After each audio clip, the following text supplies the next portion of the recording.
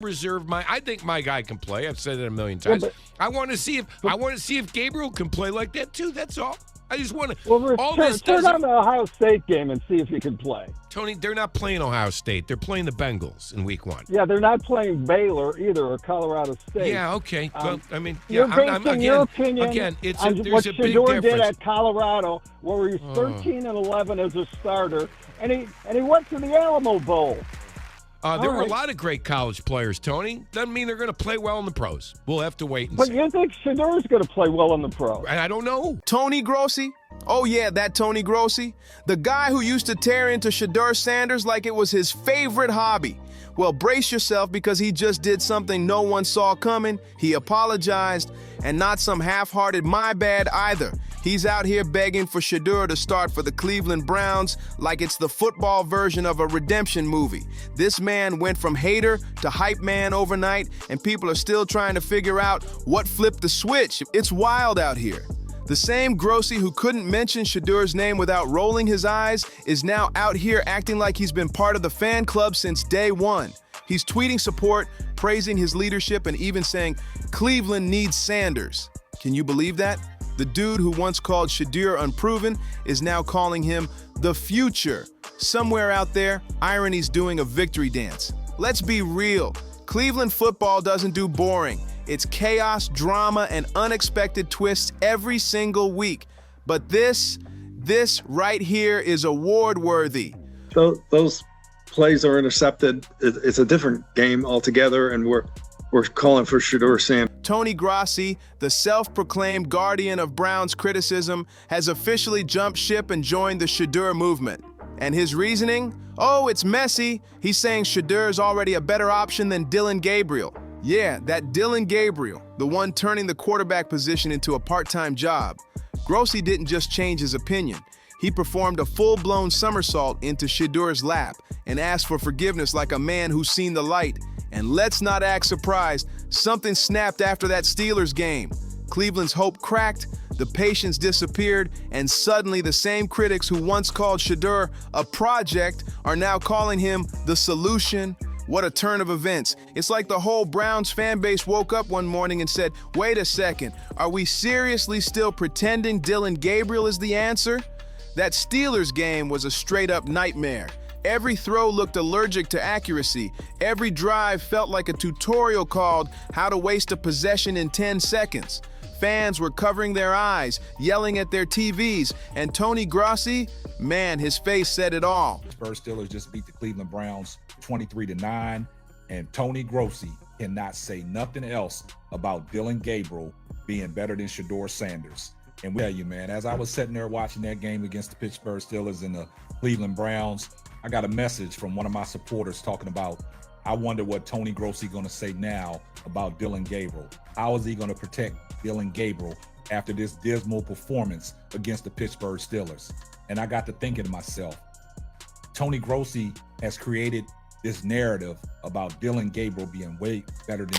Pure heartbreak mixed with the realization that his entire football belief system was collapsing right in front of him. One misfire after another, and suddenly the loudest Sanders critic in Cleveland was questioning everything he ever said. By the end of that mess, Tony wasn't just eating his words, he was choking down a 5-course meal of regret, extra seasoning and all. I'm hoping you got something positive to say about me. You always say negative stuff about me. And I'm like, I ain't do nothing to you. No. I ain't seen nothing positive that you ever say. I did something positive everything. But I'm saying, come on, Tony. What I do to you, Tony? And that's poetic because this is the same Tony Grossi who once clowned Shedeur for saying his arm was sore. Like, really, Tony? In his world, hard work equals weakness? The man acted like showing human limits was some moral crime. According to him, real quarterbacks don't get tired. They throw 200 passes without breaking a sweat and smile for the cameras while doing it. Ridiculous.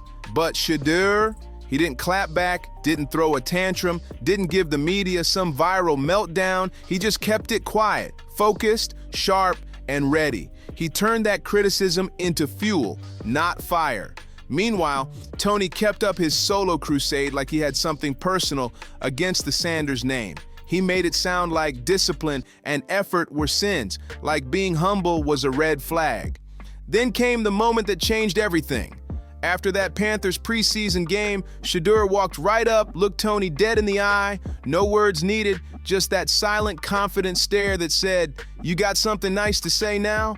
And oh boy, that was the spark. You could practically see Tony's entire script start to crumble right there. Fast forward to today, and he's doing a full-on 180. The same man who mocked Shedeur's soreness is now out here, calling him the spark Cleveland's been waiting for. Tony's backpedaling faster than a corner in double coverage. And honestly, it's beautiful to watch.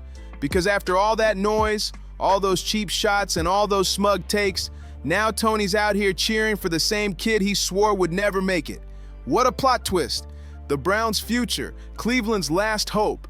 Tony Grossi's transformation is so wild, it could be its own Netflix series. From doubter to disciple, the Tony Grossi redemption arc. The man went from roasting Shedeur Sanders for sport to preaching his name like it's gospel. But let's not forget poor Dillon Gabriel in all this. That Dillon Gabriel is more ready to play the NFL game than Shedeur Sanders. Dillon Gabriel today went out there and was dismal. Dillon Gabriel, the offense that's set up around Dillon Gabriel is all these check downs. And for Tony Grossi to say that Shedeur Sanders has weak arm talent, he can't throw the ball down the field, what did we just sit there and witness with Dillon Gabriel? This is no knock on Dillon Gabriel. This is a knock on Tony. Bless his confused heart, because every time that man steps on the field, you can practically hear the countdown to his replacement ticking louder than the stadium speakers. Dillon's been playing football like first downs are optional. Every drive looks like deja vu, short, sloppy, and painful to watch. Yet somehow, Coach Stefanski's still out here treating him like the chosen one, loyal to the end. It's like watching someone try to keep using a cracked iPhone screen. Sure, it technically works, but it's ugly, frustrating, and one drop away from disaster. Meanwhile, Cleveland's losing games faster than fans can post memes about it. The boos are echoing through the stadium, the analysts are ranting on every network, and the city's patience has officially expired. Biggest Shedeur fan in the world. There's nothing he can do Friday to win the job to start against the Bengals. Let's get that out of the way right now. What Shedeur can do is he can change the narrative. The narrative is the Browns don't see him as a franchise quarterback. They would have drafted him in the first round if they did. They drafted Dillon Gabriel over him. So what he has to do Friday night is to change. And right there, standing on the rooftop with a megaphone, is Tony Grossi, the man who used to drag Shedeur's name through the mud, now shouting, "Start Shedeur from the heavens." You can't write better drama than this. And get this, it's not just Grossi anymore.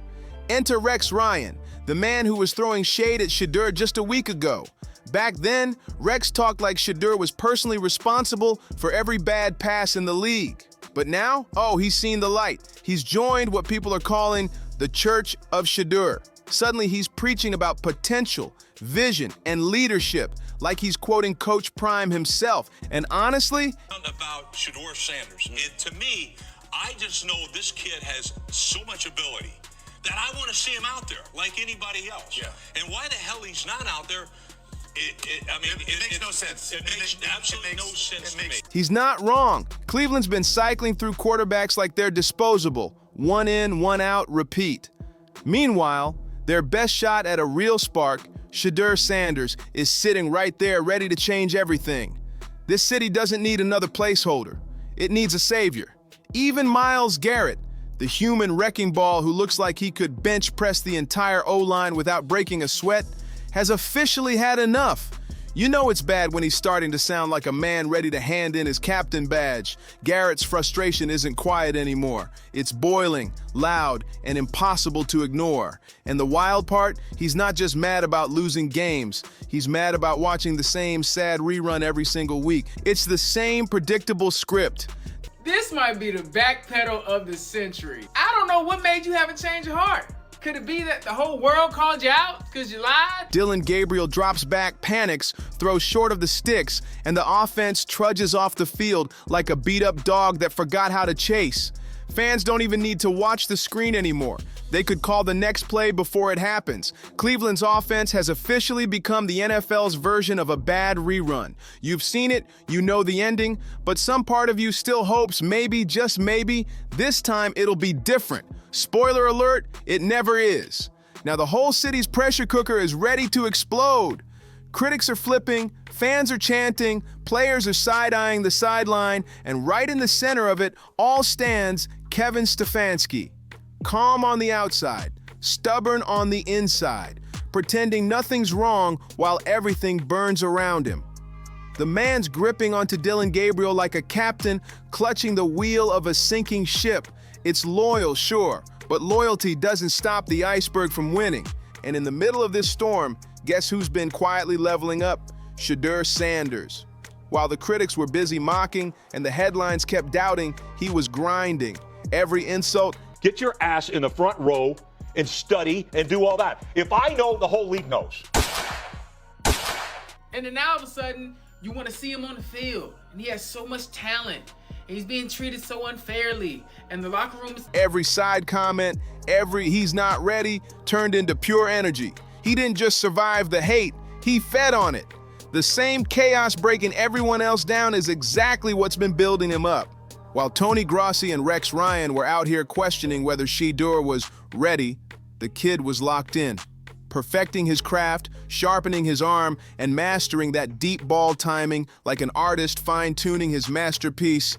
While Dillon Gabriel was busy tossing checkdowns like it was flag football, Shedeur was throwing lasers that could split air. And now, the narrative has flipped so hard it could give the entire NFL whiplash. Fans who once rolled their eyes at his name are now chanting it like a rally cry. Cleveland's desperate. They close though. Like, it got so bad, I had to go back to watch Oregon, right? Just to make sure I wasn't tripping. I watched Oregon and I watched Shedeur. Nobody can tell me that he's better than Shedeur. You can't tell me that. No, not at Shedeur's You cannot best. tell me that. Not at Shedeur's best. You can't tell me that. No. I watched enough tape and I watched enough football and I know enough to see. When I watch these two dudes, I'll probably watch over 20 games just to make sure I wasn't tripping. There's no way nobody that watched both of their films would say he's better than Shedeur. Can't. Not for hype, but for hope. They're starving for a quarterback who doesn't crumble when it counts, who doesn't vanish when the lights get bright. And Shedeur, he's built different. That calm composure, that quiet swagger, that pinpoint accuracy. That's exactly what the Browns have been missing all along. The only problem? Kevin Stefanski's loyalty to Gabriel is blinding him to reality.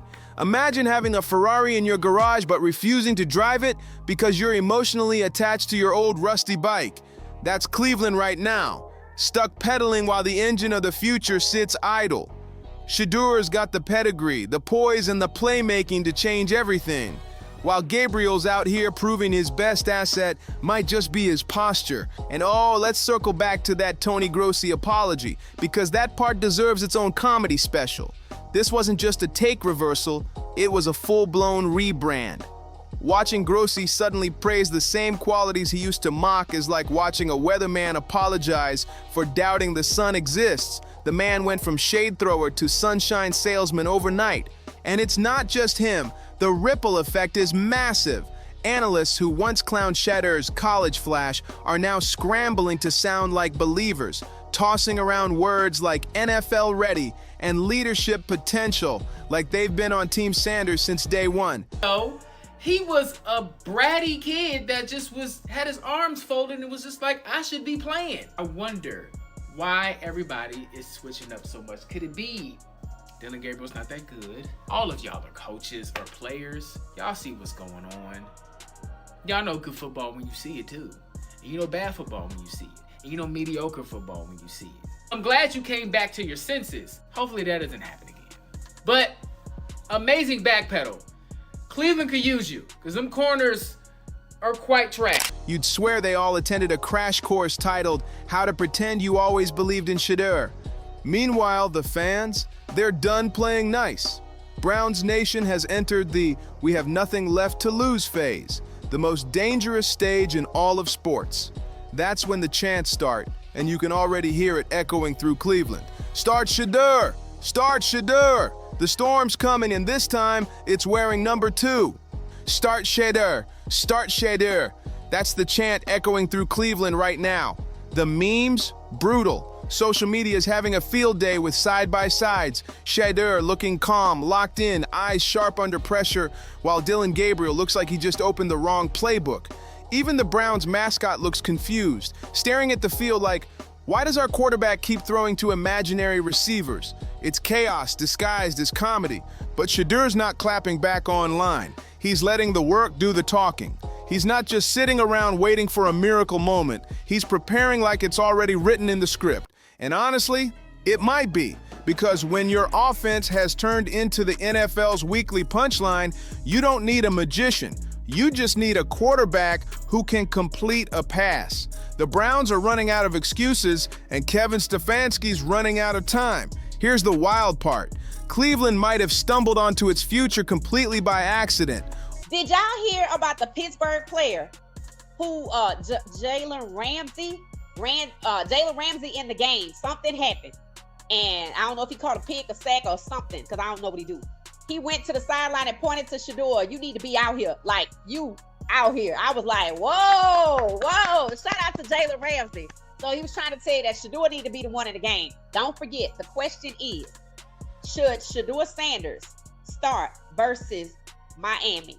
That's the question that I have that I want y'all to answer. All it took was Dillon Gabriel stacking up one disastrous game after another, and Tony Grossi having his football epiphany. Suddenly, the man who spent months clowning Shedeur is calling him the missing piece. You can't make this stuff up. And now the question hanging over the whole league, will Stefanski finally bench Gabriel and give Shedeur his shot?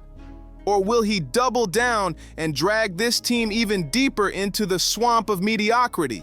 Either way, it's going to be entertaining, because nothing in Cleveland ever happens quietly. This franchise doesn't just have drama, it manufactures it. Quarterback chaos isn't a problem here, it's a yearly tradition. The Browns could turn a preseason scrimmage into a headline storm, and now, Tony Grossi's complete 180 has become the latest chapter in that never-ending saga. But here's the juicy part. If Shedeur actually gets his chance and delivers, the football world's going to implode. The same critics who mocked him will trip over themselves trying to rewrite history. Tony Grossi will be front row at the press conference clapping like a proud uncle, and Rex Ryan will suddenly claim he always saw the talent. Another loss under Dillon Gabriel. At this point, we know exactly what we're going to get with Dillon Gabriel. A lot of short passes, a lot of attempts, a lot of safe play calling. The receivers have to catch the ball, though, because there were a couple times where Dillon actually threw some decent balls. The receivers have to catch the ball, but put somebody else in there so we can at least get another look to see, can we make a splash? Don't wait until week 10, week 12. He's not capable of throwing any long passes. I told y'all, it's gonna be a lot of bubble screens, a lot of short passes. It'll be hilarious. But if Cleveland keeps ignoring the obvious and sticks with Gabriel, oh, it's going to get ugly fast. The boos will get louder, the memes crueler, and by then it won't just be fans calling for change. It'll be the entire city demanding it. When your loudest critic suddenly switches sides, you know the tide's already turning. You can feel it. The locker room energy shifting, the fans demanding change, and the media slowly starting to soften up on Shedeur. Everything's aligning for one massive shakeup, and you can almost hear it building in the air. Cleveland might thrive in chaos, but even chaos follows a pattern. Preseason, Dillon Gabriel makes some plays, cool. Shedeur make a play, whole sideline light up. I'm just saying, that matters. That matters in their locker room. We saw Jackson. And right now, that pattern points to one truth. Shedeur Sanders is next. This is the moment. The same city that once doubted him is now waiting for him like a hero in the making. The same critic who mocked him is now leading the applause. And that same team that sidelined him might soon have no choice but to hand him the keys. Meanwhile, Dillon Gabriel's probably sitting somewhere rewatching film, trying to figure out how the spotlight flips so fast. One week, he's the starter. The next, he's a meme. But this story isn't just about football, it's about redemption, realization, and karma coming full circle. Tony Grossi's apology wasn't just about one player, It was about Cleveland waking up. It's about understanding that sometimes the person you doubt the most ends up being the one who saves you. And when Shedeur finally steps onto that field, just wait. The dart light up New York, but also light up his team. Do you think that Shedeur has that effect in the locker room? Gerald just said it. You could just see in the preseason that they're jumping up and down on the sideline. Yeah. They'll rise and shine for Shedeur because I can already tell you they. Because if you thought Tony Grossi's apology was wild, oh, you haven't seen anything yet. That first post-game press conference after Shedeur wins, it's going to be pure comedy. Every analyst who once said he's not ready will suddenly claim, I always believed in him. The switch-ups are going to be legendary. So if you made it this far, make sure to like, subscribe, and share this video, because the Shedeur Sanders era in Cleveland is about to get real. And trust me, you don't want to miss what's coming next. See you on the next one.